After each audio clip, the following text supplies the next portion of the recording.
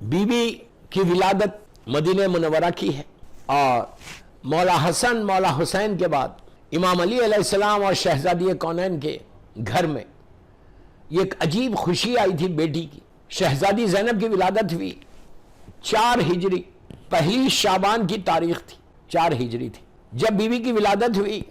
اور آپ کی مادر گرامی سب جانتے ہیں، مادر حسنین بنت رسول، the only daughter of prophet، اور آپ کے بابا کائنات کے مالک ابو الائمہ سر ابراہیم، انبیاءوں کے علوم کا وارث، زبور کا دریا، انجیل کا ایلیا، امام محشر، ساقی کوثر، قسیم نار و جنہ، دین کا سردار، متقین کا امام، نیک اماموں کا باپ، شوہر بطول، اسلام کا عمود، اسلام کا ستون، جنت کا آراستہ کرنے والا زیور، جبرائیل کا دوست، میکائیل کا ہمنشین، جس کے لیے اللہ کے رسول نے، جو رسول کی دوش پہ سوار ہوا، جو رسول کے ہاتھوں پہ بلند ہوا، من کنتو مولا ہو فہذا علی مولا، جس کے لیے رسول نے کہا، جو بستر رسول پہ سویا، اس علی کی بڑی بیٹی کا نام بی بی زینب سلام اللہ علیہا۔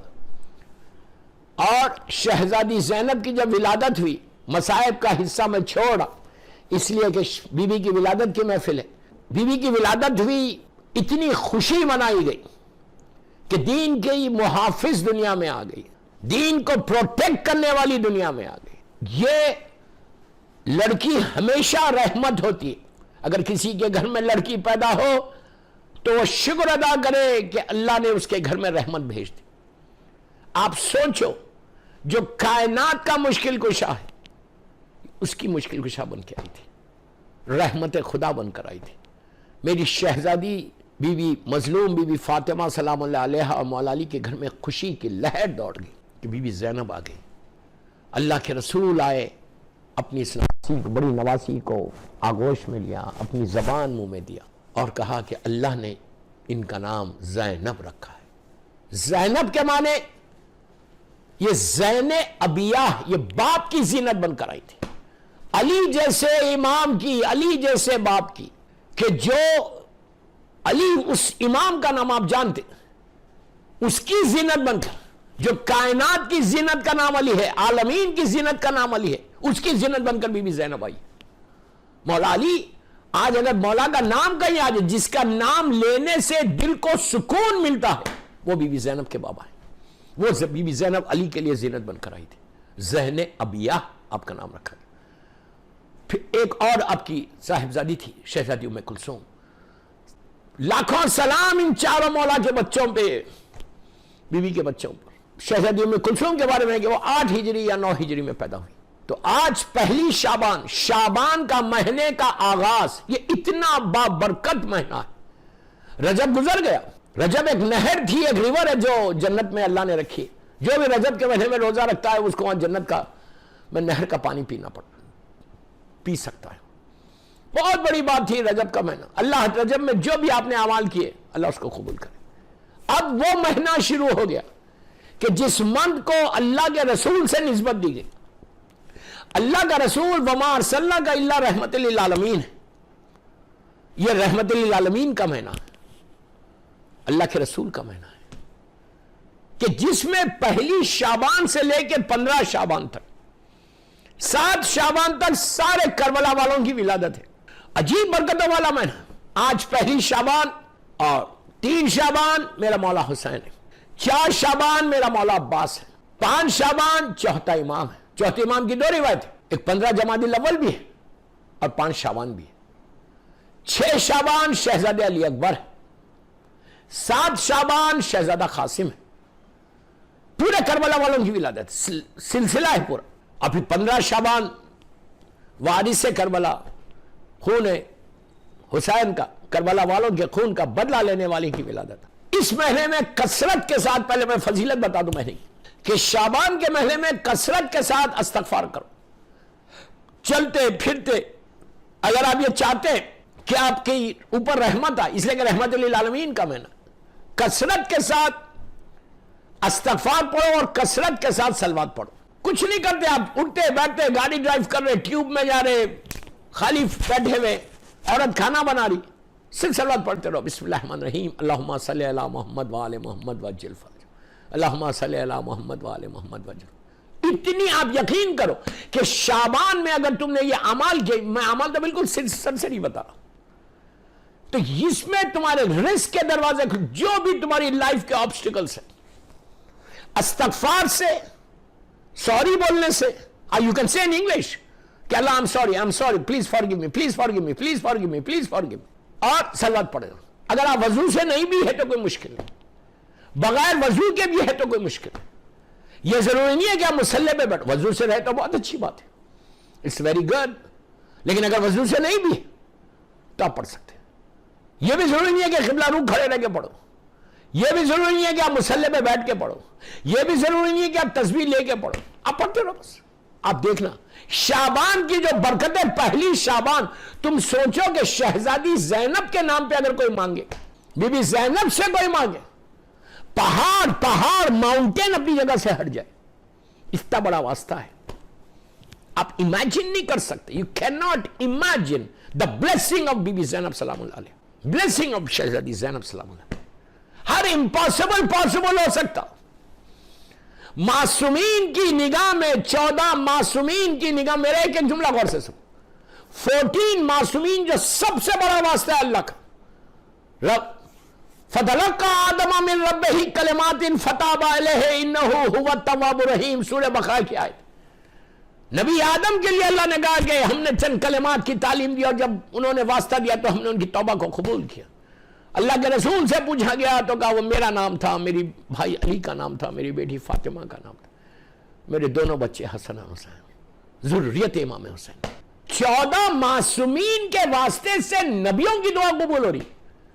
اگر ان 14 معصومین کو کوئی بی بی زینب کا واسطہ دے، کوئی میری شہزادی زینب سلام اللہ علیہ کا واسطہ، آپ یقین کرو میرے ذہن میں اتنے واقعات آ رہے، لیکن مصائب کے ہے اس لیے میں نہیں بولنا چاہ رہا. لیکن میں آپ سے ریکویسٹ کر رہا کہ پلیز اس سے اچھا اور موقع نہیں ملے گا. 1 سال تک، اب یہ شعبان پلٹ کر آئے گا نیکسٹ ایئر، تمہارے گناہوں کی بخشش، جب گناہ معاف ہوں گے تو رحمت خدا آئے گی. رحمت آ جائے گی تو تمہارے گھر کے سارے ایشوز، ہسبینڈ وائف کے پرابلم سے، شہزادی زینب اور جناب عبداللہ ابن جعفر طیار ابن ابو طالب کا واسطہ دے کر اللہ سے دعا مانگو کہ اللہ ہماری ہیپی میرڈ لائف کر دے. کر کے تو دیکھو. اولاد نہیں ہے تو شہزادی زینب کے دونوں بچے جناب اون و محمد کا واسطہ دے کر اللہ سے دو. یہ اس کے بعد دیکھو کہ کیسے تم کو اولاد دے.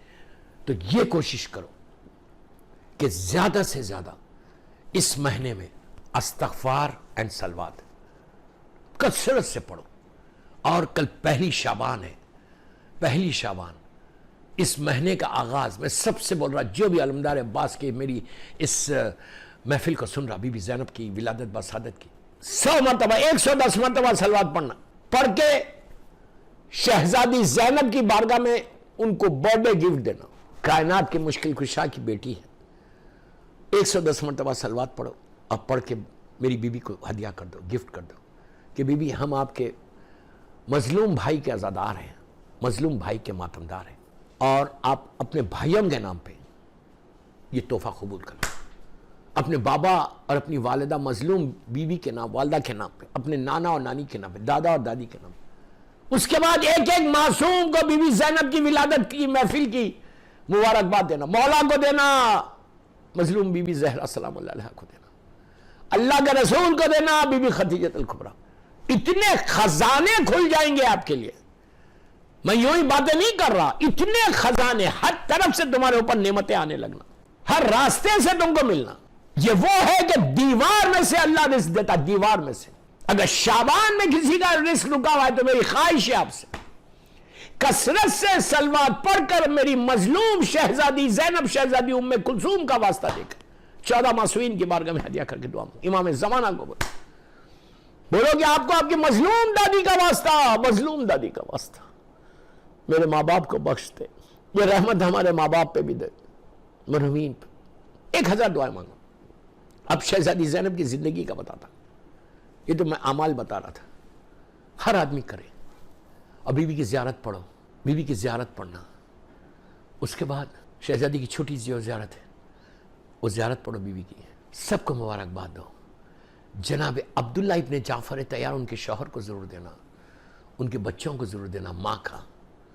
آپ سوچو، معصوم بچے ہیں شہزادے اون محمد، آپ جب بچوں کو بولیں گے کہ آپ کی ماں کی سالگرہ ہے، آپ کی ماں کی برتھڈے ہے، اپنی مظلوم ماں کے نام پہ ہماری یہ دعا قبول کرو، آپ سوچو، اپنے ماموں کو بول کے کروا دو، اپنے نانا کو بول کے کروا دو، اپنے دادا کو بول کے کروا دو، اپنی نانی مظلوم بی بی زہرا کو بول کے میرا یہ کام کروا دو۔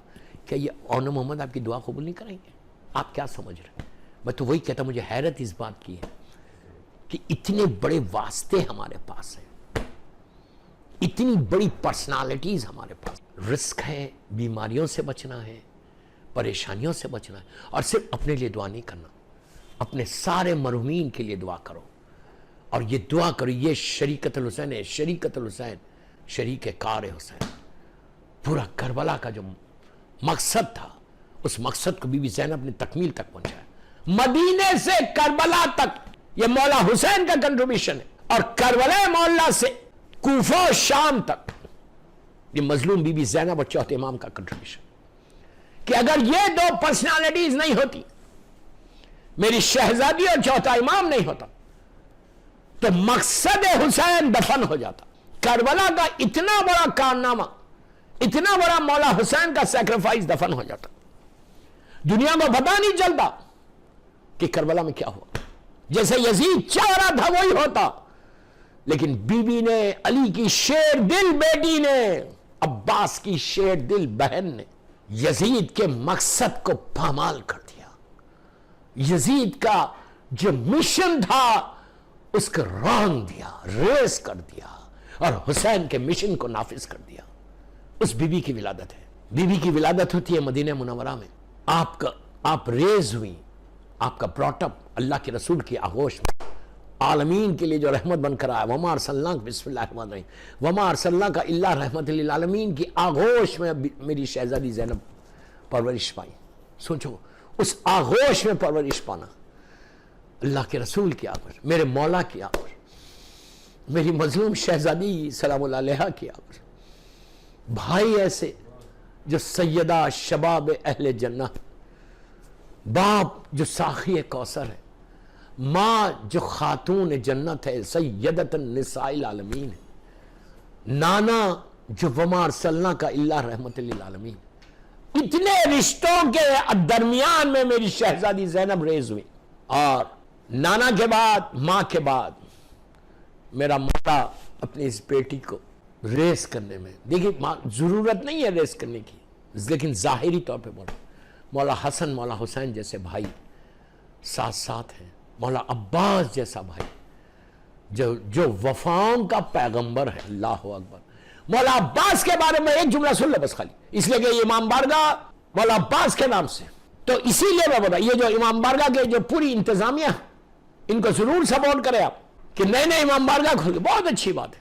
تو مولا عباس کے نام کا یہ عزاخانہ ہے، اس لیے کہ جس بستی میں، جس ایریے میں امام بارگاہ بنتا ہے، وہ ایریے کا ٹوٹل پروٹیکشن ہو جاتا، ایک رحمت وہاں آ جاتی، اور تمہاری عزت ہے، لندن والوں کی عزت ہے امام بارگاہ۔